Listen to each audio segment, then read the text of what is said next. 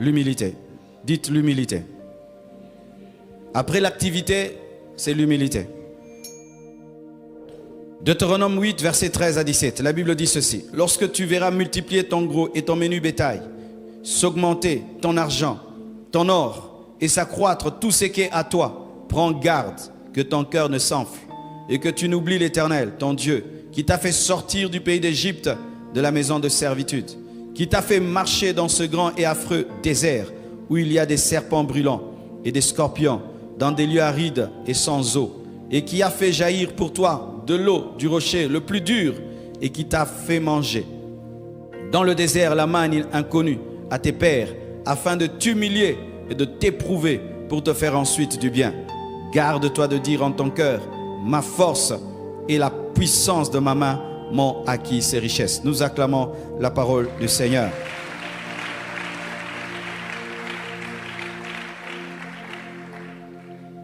Là, Dieu est en train de prévenir Israël. Parce que Dieu connaît l'homme. Il sait que l'homme devient orgueilleux quand les choses qu'il fait marchent. L'homme devient orgueilleux lorsqu'il a du succès. Sur 10 hommes qui ont du succès, souvent 7 sont des orgueilleux. 7 sont des orgueilleux. Et l'orgueil provient de beaucoup de choses. Ça provient du gros et du menu bétail, provient de l'argent, de l'or, provient de l'intelligence, provient même de la famille. Il y a l'orgueil social. Tu es orgueilleux seulement parce que tu es d'une bonne famille. Il y a des gens qui sont comme ça. Il est orgueilleux parce qu'il est d'une grande famille. D'autres sont orgueilleux parce qu'ils ont des diplômes. D'autres sont orgueilleux parce qu'ils sont beaux, parce elles sont belles. D'autres orgueilleux parce qu'il est fort physiquement. D'autres parce qu'il est élégant. D'autres sont orgueilleux parce qu'ils ont de l'argent. D'autres sont orgueilleux parce qu'ils ont des biens. D'autres sont orgueilleux parce qu'ils sont saints. D'autres sont orgueilleux parce qu'ils ont l'onction. D'autres sont orgueilleux parce qu'ils connaissent. D'autres sont orgueilleux parce qu'ils prêchent bien. D'autres, il y a de l'orgueil partout, partout. D'autres même sont orgueilleux d'être dans une église. Il y a même l'orgueil de l'église. D'autres ont l'orgueil même du pasteur. Moi, mon pasteur, c'est tel. Ils se vantent même d'un pasteur. C'est terrible, hein? Ton orgueil vient d'où? Dieu t'interdit de t'enfler. Lorsque tu veux comprendre le terme enfler, pense à un ballon d'air. Lorsque tu commences à remplir un ballon d'air, lorsqu'il n'est pas rempli, j'appelle ça la pauvreté, le manque de succès, l'échec. Le ballon, quand il n'est pas rempli, il est tout flasque. C'est le temps d'échec. Alors quand on commence à le remplir, tu commences à réussir. Tu commences à réussir et puis il atteint son niveau maximum où vraiment il a la forme prévue. Le ballon est beau. Mais qu'est-ce qui arrive? Certains continuent à le gonfler malgré ça. Vous connaissez, non? Il a déjà atteint son niveau. Gonfle les enfants, ils continuent. Et qu'est-ce qui arrive? Ça éclate. L'orgueil fait éclater. Lorsque tu t'enfles, tu es devenu un ballon qu'on souffle, qu'on remplit au-delà de sa taille et tu vas éclater. Lorsque tu mangeras, lorsque tu auras de l'or, lorsque tu auras de l'argent, ne dis pas que tu t'es acquis ces choses par ta propre force. Alléluia.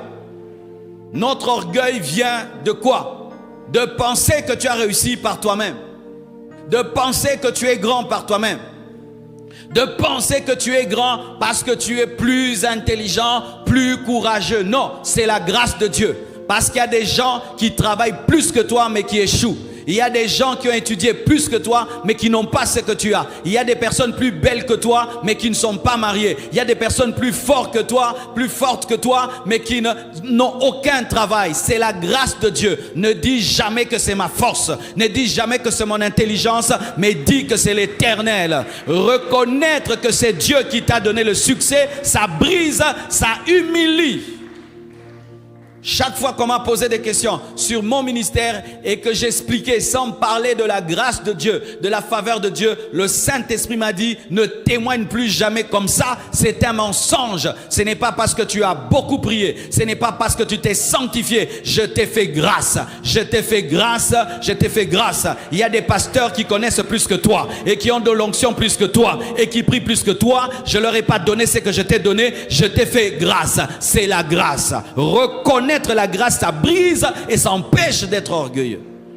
Si tu veux garder le succès, ne deviens jamais orgueilleux. Ne deviens jamais grand à tes propres yeux. Où tu te regardes dans le miroir et tu te dis à toi-même, vous êtes danger, l'équipe bongo. Wana satana bandi na vina yo. Wana pensa, au bandi ko éclater. Voyez quand le crapaud gonfle, il devient vilain, n'est-ce pas? hein, le crapaud de feu gonfle, il gonfle ici. Ouah, ouah, ouah. Et quand tu es orgueilleuse, tu fais ouah, ouah. Et le danger de l'orgueil, c'est quoi? C'est que quand on est orgueilleux, on ne sait pas qu'on est orgueilleux.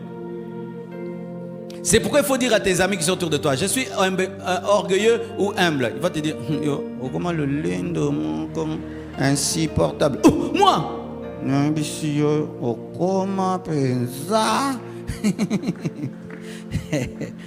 Oui, tu vois, tu ne vois pas ton dos. Qui voit ton dos? C'est ton voisin. Est-ce que tu vois ta nuque? C'est ton voisin. Et des fois, c'est ta femme qui peut te dire que tu es orgueilleux ou pas. C'est ton mari qui peut te dire que tu es orgueilleuse ou pas. Ce sont tes amis proches qui peuvent te dire, parce que souvent l'orgueilleux ne sait pas. Mais il y a des orgueilleux qui le veulent. Hein. Lui-même travaille ça, mais la plupart des orgueilleux ne savent pas. Parce que tu peux même avoir l'orgueil dans la sanctification, l'orgueil de la consécration, l'orgueil de l'onction, l'orgueil de la prédication. Tu peux avoir ça. Tu peux avoir l'onction et ça te rend orgueilleux. Satan était orgueilleux des choses spirituelles. Si vous ne savez pas, ce qui a engendré tous les péchés, ce n'est pas l'orgueil matériel, intellectuel, c'est l'orgueil spirituel. Satan était orgueilleux spirituellement. Il a dit, je monterai, je deviendrai comme le Très-Haut. Ne dis jamais que c'est toi. Dis, c'est la grâce de Dieu. Ne dis pas parce que j'ai beaucoup jeûné. Il y a des gens qui habitent Mangengenge, qui n'ont pas ton onction. Amen. Hein? C'est Dieu qui t'a fait grâce. Alors quand tu regardes ton argent, tu dis merci Seigneur, merci Seigneur. La reconnaissance pousse à la gratitude et aux actions de grâce. Soyez humble. Amen. Hein? Ne sois jamais grand à tes propres yeux. Tu vas chuter. Dieu va t'abandonner. L'orgueil précède la chute et l'humilité précède la gloire. Dieu, quand tu veux monter, il te fait descendre. Et quand tu montes, il te détruira.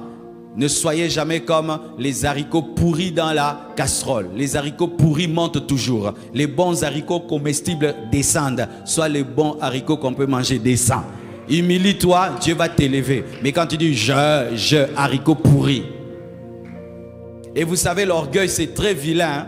Amen. Hein? Et ça rend vilain. Tu vas voir quelqu'un de très humble. Il est beau. Les gens humbles sont beaux, n'est-ce pas? Ils sont beaux. Tu vois vraiment, il est beau. Il est beau. Mais quand ce mec devient orgueilleux, tu vois le nez commence à gonfler. Vrai ou faux?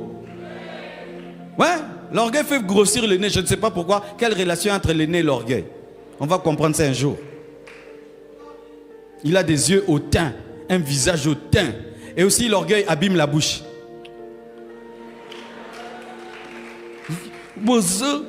Tu vois, tu sens vraiment que c'est un démon. Et que c'est une œuvre de la chair. Et quand tu es orgueilleux, tu ressembles à Lucifer. Mais quand quelqu'un est humble, tu vois. Ah oui, mes frères. Une belle femme qui est orgueilleuse, est-ce qu'on va encore sa beauté? Une belle femme orgueilleuse, elle devient vraiment comme une sorcière. Oui. Un homme orgueilleux, vraiment il devient sale, très sale, très sale. Et certains dans la vie, ils pensent que non, ils ont des démons qui les combattent. Non, tu es tellement orgueilleux que personne ne veut être ton ami. Oui, tu es tellement orgueilleux que personne ne veut t'épouser. Personne ne veut t'épouser, tu es trop orgueilleuse, trop orgueilleuse, trop orgueilleuse. On ne veut pas t'épouser. On ne peut même pas te saluer. Parce que tu es belle. Oh, vraiment, oh. C'est quoi ça? Parce que tu es belle, on ne peut pas te saluer. Quoi? C'est quoi là? Ça devient des menaces maintenant. Tu m'as salué moi? Oui, toi. Oh, tu m'as vu, je t'ai vu. Bonjour. Boniboué. C'est quoi là? Ah oui, hein? Quand j'étais païen, moi j'aimais briser les orgueils à l'école. Il y avait des filles à l'école là vraiment, oh, elles se sentent. Oh, je dis, tu es reine ou quoi? Elle ne peut pas écrire à l'école, il faut qu'on écrive pour elle. Je dis, tiens, tu vas écrire. Donc moi je paye le Minerval ici pour t'écrire. Maman, tu vas écrire. Oh, Tuna c'est quoi? Écris, c'est quoi? Pourquoi tu te trouves extraordinaire? Que toi tu es comme, tu planes dans les airs et toi tu dors au ciel. Si tu veux être humble dans la vie, hein, le matin quand tu te réveilles, fais ça. Nous tous ici, nous tous ici, sois humble. Quand tu fais ça, tu es poussière. Tu es un homme, hein, cher. Sois humble, sois humble.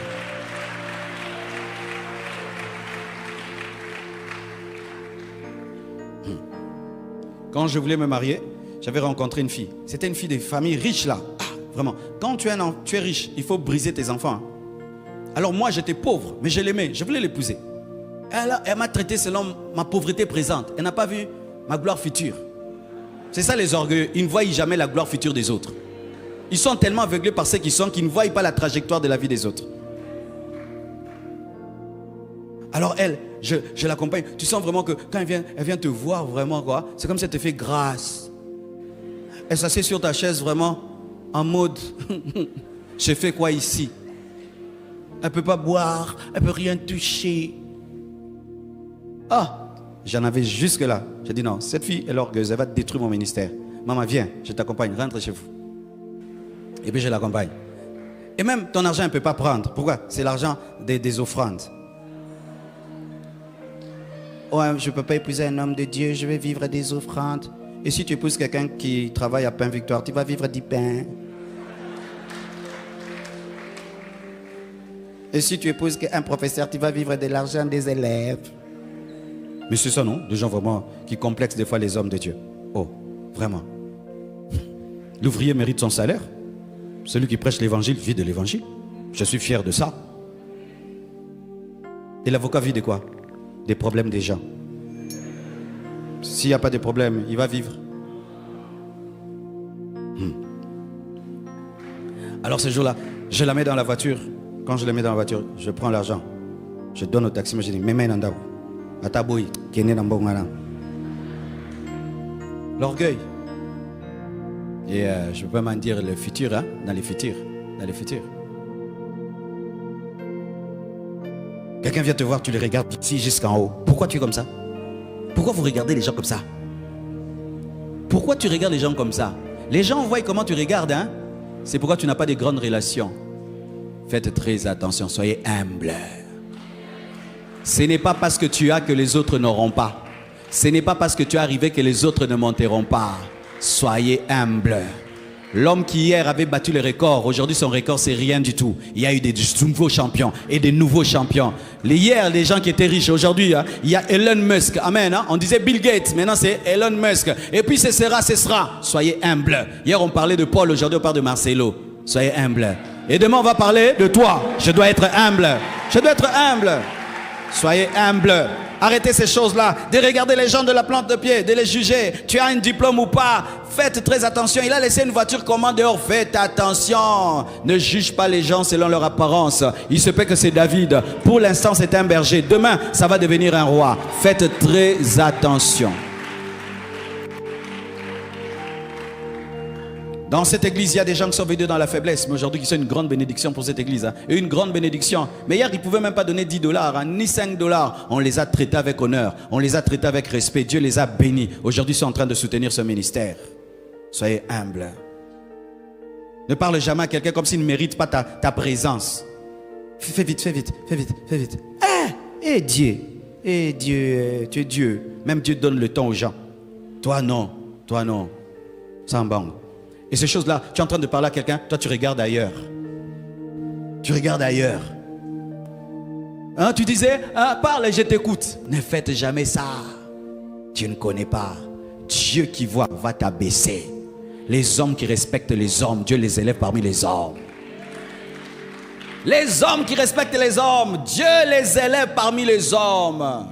Respectez les hommes, honorez les hommes. Même si tu es grand, respecte les autres, sois humble et Dieu te gardera. J'étais dans des endroits très beaux, oui, mais le service était rempli d'orgueil. Je ne suis jamais plus revenu. Et je suis entré dans des endroits simples. Il y avait tellement d'humilité et d'amour. J'y reviens souvent. Parce que ce qui est important dans la vie de l'homme, c'est là où il est respecté et c'est là où il est honoré. Tu vois, tu as une belle maison, personne ne vient chez toi. Pourquoi?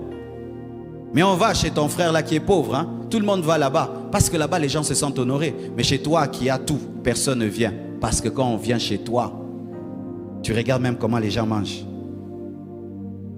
Tu critiques les gens. Tu reçois les gens avec dédain. Il est là, ça fait 1 heure, toi tu ne viens pas. Des choses pareilles, quelqu'un vient te chercher. 1 heure, tu sais qu'il est là. Tu t'occupes.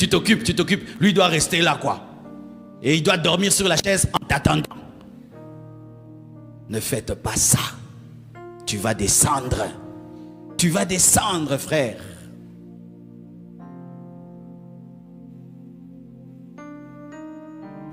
Terminons. J'aimerais vous présenter un verset qui montre à quel point Dieu veille sur l'humilité. 2 Corinthiens 12, versets 6 à 9, la Bible dit ceci. « Si je voulais me glorifier, je ne serais pas un insensé, car je dirais la vérité. Mais je m'en abstiens, afin que personne n'ait à mon sujet une opinion supérieure à ce qu'il voit en moi ou à ce qu'il entend de moi. Et pour que je ne sois pas enflé d'orgueil, à cause de l'excellence de ces révélations, il m'a été mis une écharde dans la chair, un ange de Satan pour me souffléter et m'empêcher de m'enorgueillir. 3 fois j'ai prié le Seigneur de l'éloigner de moi.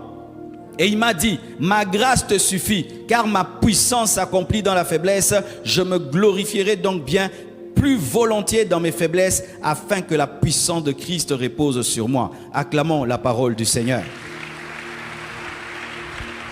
Ça, c'est parmi les versets profonds de la Bible. Paul dit, je peux me glorifier parce que j'ai des choses. Et c'est vrai. Paul a reçu la révélation de Christ plus que Pierre. Il a reçu la révélation de Christ plus que tous les apôtres qui l'ont vu physiquement. Il est venu après, il a fait un plus grand travail. Il dit, je peux me glorifier de cela. Je peux même me glorifier de mes origines. Il était juif. Il avait comme professeur Gamaliel. C'était un homme versé dans les Écritures, intègre selon le judaïsme.